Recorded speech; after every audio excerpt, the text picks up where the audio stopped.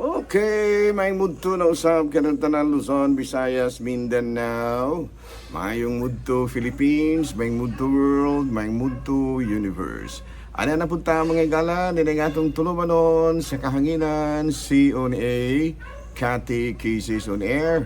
O ako lang gihapon kini ang inyong ubus nga alagad, Reverendo Padre Edwin Academia Acab. Abi no adlaw na usab karon nga uy Lunes na mga higala no. Agosto na. Agosto na mga higala no. Again, salamat kayo sa inyong kanunay pagsunod sa atong mga programa sa DYWC Teleradyo. Wala sa taroy kuan ha. Wala o sa taroy kuan kay medyo do na pay gamay kakulian ang ato ang kanang transmitter. Pero dili naman do kay no balik na.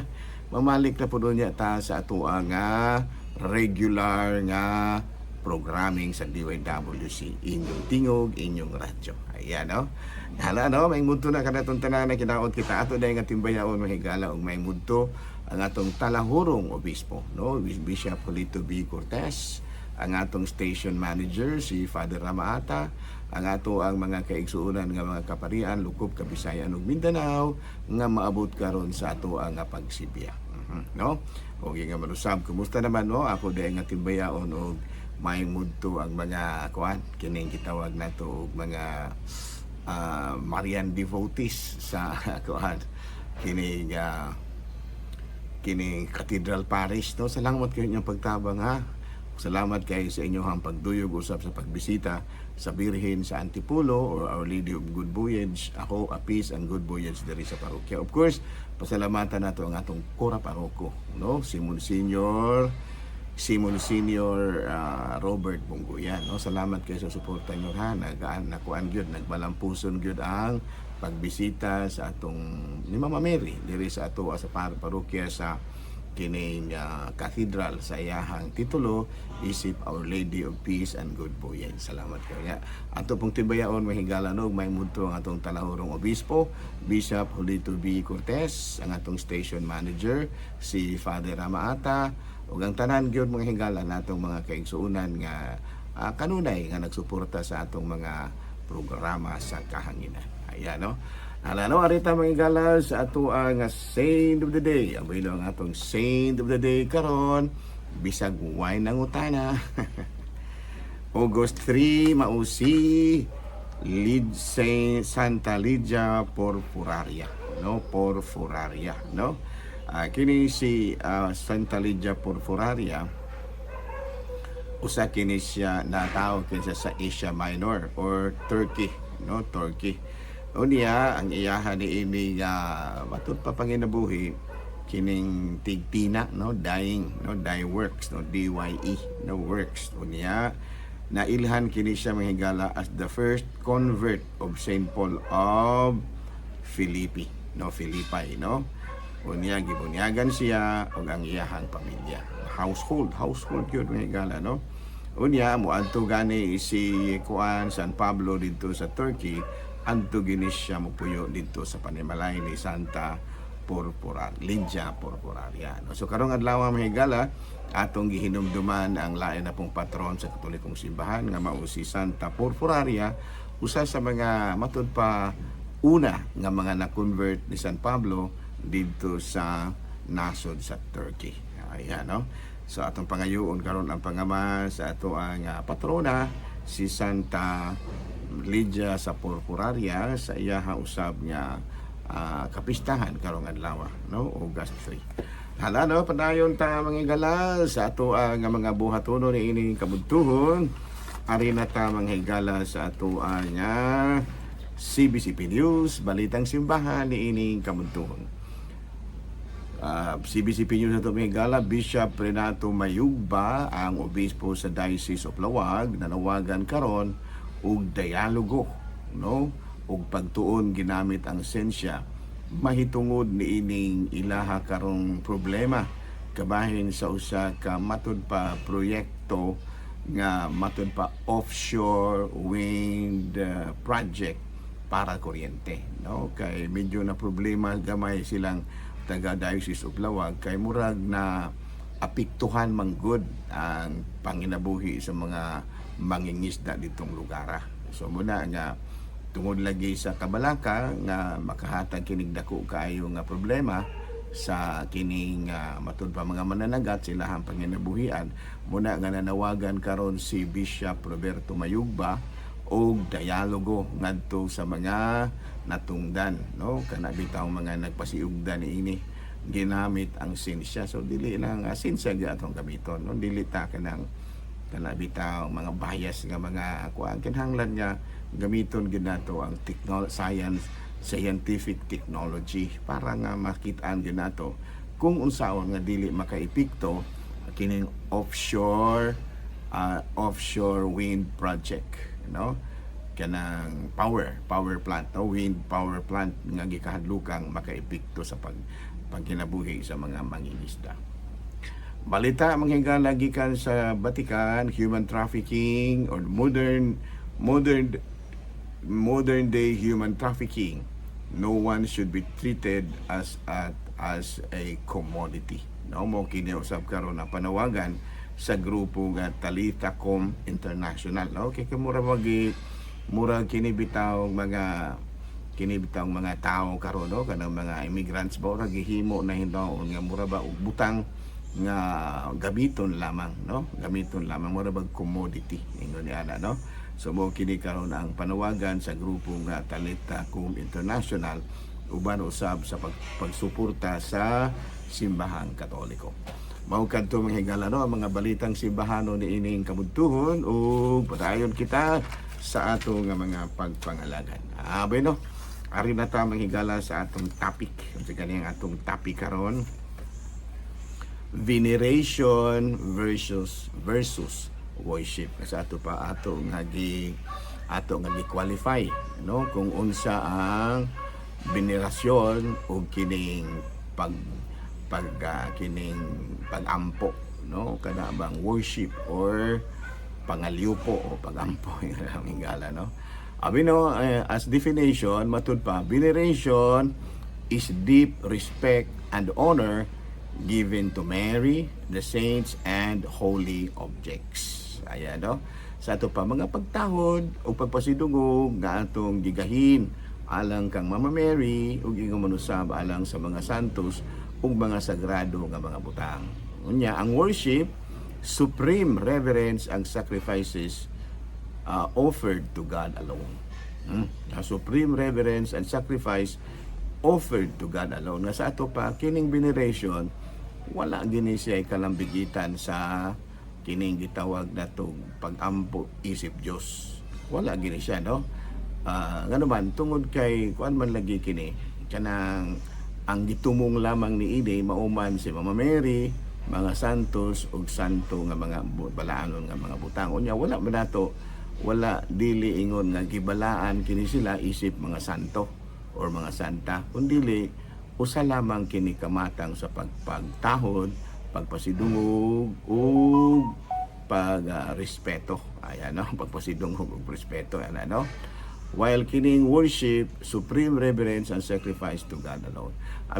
No, usahay makuan man gud mura ba og kana bang masaypan ang atong mga physical gestures, no, masaypan ang atong mga physical gestures o ato ang mga lawas nun nga mga purba nga makaingon sila nga atong gisimba isip Diyos ang mga imahe, si Mama Mary ug ang mga santos. Gano man, tungod kay doon na magkita mga physical gestures nga murag masaypan ba sa mapananglit, sa pagbawing, pagyukbo, paghikap, to paghalok, kanang pagluhod ug kining gitawag natong kining gitawag og pagdagkot og mga kandila. No, dili na sila kini ipaklaro ra gyud nato nga they are only physical gestures, not necessarily an act of worship. No, physical gestures lang in order to show respect, and honor, no, not necessarily an act of worship. Huwag na atong klarohon ang mga laing relihiyon, masipit mo sila, no. Kaya ang ilang yung pananaw nato ni ana, ato kunong gipaka-Diyos si Mama Mary, ang mga santos o ang mga mga balaan ng mga butang, no, wala gina siya. Although these physical gestures murag mo suggest nga murag nag-worship ta, pero actually dili gyud worship ang anaa sa atong kasing-kasing una-una, kung dili pagtahod o pagpasidungog lamang, no? Sa ato pa ato manggod nga kita, ato manggod nga na-qualify kung unsa ang pagtahod ug ang pagsimba, no? Para siguro nila wala manggod siguro sila ana, no? Gani do naman gani mga laing relihiyon nga dili mo tahod og flag kana bitong ipasaka ang laing kinibitang flag raising ceremony. Doon ay uban nga dili manindog kay kuan kuno da pagsimba kuno kana sa Dios pagtahod ra gina siya, dili na ingon nga kanang ginutog pagsimba, no? Doon ay uban mga relihiyon nga dili ni pag-unsa pero naay mga doon ay mga laing relihiyon nga ingon ana, no? Kanang matimpong Rizal Day, magkuanta kana bitaw usangalan ana mag floral offering ngadto sa kining bantayog o kining bang monumento ni Jose Rizal, atong national hero. Di po sila ana kay pagsimba kuno kana Dios dili lamang ta maginana kay kini kung ingon ni ana, no, o mura ba o sirado ra kay atong una to qualify every action, no? Kay pananlitan ug ang tanan na lang atong i-generalize magkagubot siguro ta, no? Kay pananlitan kini da ang pagbawo usahay muingon ra ba ta kana bitawng mga kuan ba, kana bitawng mga mamumulong bitaw, no? Kanang mamumulong bitaw sa mga program nga maingon mga akong mga pagyukbo, no, sa ato ang mga kadagkuan, sa ato mga pagyukbo sa ato ang mga senior citizens, no, sa mga kaayuhan o mga mahimbuhat nga ilahang gikahimo kaniadto. Angay lang sila nga yukbuan o ganong tagaan o pasitubong. So basig mo ingon na punta nga dili mo muyukbo kay pag Dios na po na. Dili magdepende magud na sa rason nga no miyukbo ka, sa rason nga no nga niluhod ka, sa panahon nga nung nihikap ka, sa panahon nga nung nikis ka. Magdepende na sa rason. It depends upon the i-qualify na to, no, muna ginaingon ana. Pero no namang giuban nga dili gyud sila mo kuan ana kay Dios jud kuno na. Sa bagay, pero murag sirado ra pud kayo, no, sa ako bang panghuna-huna. We should not be closed. Kana bitong we should be open-minded. Dili ta kining narrow-minded. Kinahanglan nga open-minded ta when it comes to that, no? Kaya nga naman do sa kuan bitaw, no, sa Marcos kapitulo 5 bersikulo 28, doon na yung usa ka babae nga gitalinugan, no?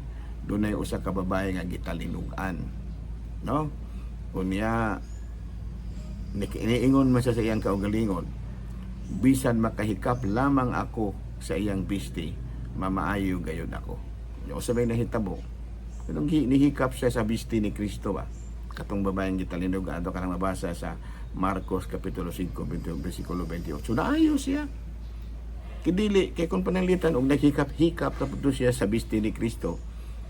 Dili to siya maayo sa iyang sakit, no? Kaya naman wala man sa iyang huna-huna, no? Wala man sa iyang huna-huna. Managingon nga ato la pong hangyoon ba ang mga laing mga igsuon nato, mga laing relihiyon nga dili lang po dahil tahukman, no? Kaya kanang atong mga physical gestures, kanang muyukbo kita, kanang mukis kita og mga balaanon nga mga butang, no, mohikap, muluhod, dagot kita kandila, i-qualify gud na nga naman kung sa may inyong tumong pagsimba ba isip Dios o pagpasidungog lamang.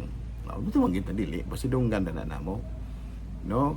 Muna ginaingon nga sa kinigong veneration, kuan mo gani siya. First is expressing honor and respect to saints, admiration of their holy lives, no? Kay kinigong kuan, kinibitang mga santos, nakabaton magulo sila kinabuhing balaanon. O niya, usab-usab, asking for their prayers. No, muna nga muyukbo ta, no? And copying their kanang good examples. No?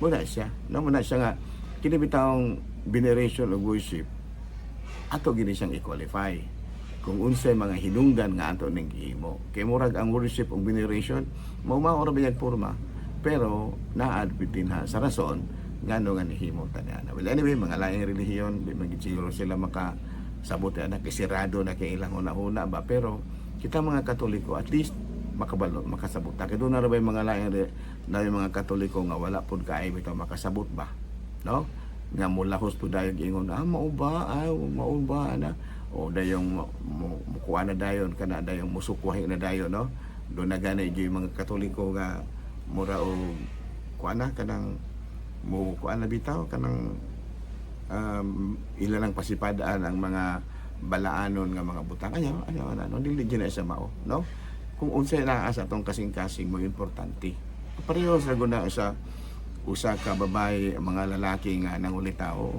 ang gesture sa lalaki dili pa nimo na maklaro ang importante ug unsay naa sa kasing-kasing ana niya, no, importante, no, ato pa kanang iyahang pag baw din na sa usa ka babae dili pa na isa mo iklaro pangutan-aw usa na siya kung unsay ana sa iyang kasing-kasing kay kung naa na gani sa imong kasing-kasing makuan pag sa mga pananglit sa usa ka bana nga iyahagkan ang hulagway sa iyahang ang litrato ba sa iyang asawa dili man na ang ignorato nga na unsa na gini utok ining tawhanan ni kay kanang iya manggihagkan ang picture sa iyang asawa di ta makaingon ana pangutan na sa na siya ngano man ngayon manggihagkan ang hulagway sa imong asawa ug tubag ni ana tungod sa dako na kong gugma sa ako ang asawa o sa pa ang rason mo imong kuha ag basi, no, panalitan ngano man nga aduna man gyud kita mga dagko kayong hulagway sa atong mga ginikanan nga patay na naagid sa ato ang sala ibutang nato dako kay labi na atong mama ug atong papa sa ilahang kasal naagid didto nganong naman na ninyo nagibutang di Jesus timaan ka na sa among dako kayong pagtahod sa among ginikanan nga wala ginamo sa hikalimti nga bisan pa kung wala na sila naagid gihapon sila sa among kasing-kasing ingon ni ana ba mga rason ba ang rason boy kuha na tong base dili kay mudrikta na dayon tagingon nga wala pagsimba na sa Dios mura og may kuan ba yata ana murag naabag yan dagaytay gamayng kakulian ana kung atong kuhaon ang pagtunon sa Ginoo kay do na ba giingon nga ayaw panghukom aron dili kahukman. Okay? Abino din nila sa kutob ako ra gihapon kini inyong ubos nga alagad Reverendo Padre Don Academia ka manamilit usab kaninyo ug manalangin ka nato ang Dios ang kagawas tanan mahal anak Espiritu Santo. Amen. Good noon, Pilipinas.